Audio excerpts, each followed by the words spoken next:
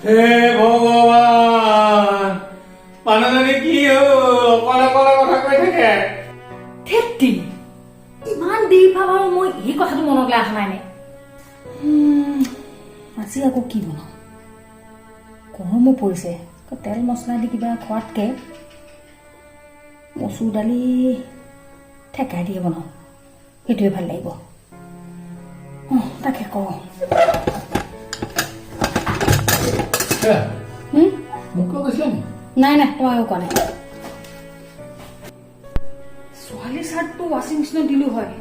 পিছে আকৌ চাফা বা হ'ব নাই যিহে লেতেৰা কৰি আনিছে কিমান আৰু ব্ৰাছ মাৰি মাৰি চাফা কৰিবা আমনিও লাগে নহয় একো নহয় দে এদিন অকল ৱাশ্বিং মেচিনত ধোৱা হওক থাকক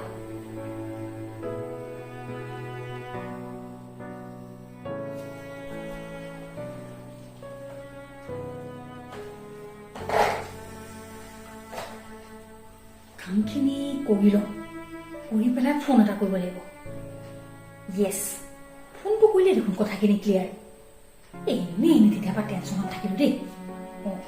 কামখিনি শেষ হ'লে পটাপট কৰি ল'ম বঢ়িয়া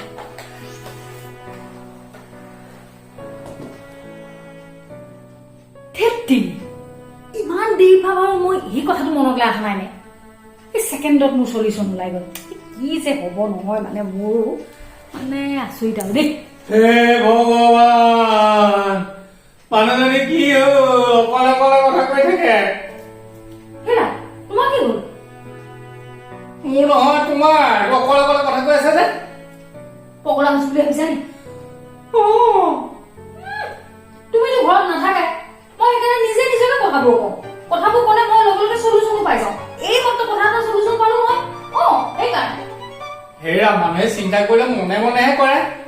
তুমি দেখোন কথা কৈ কৈ কৰিছা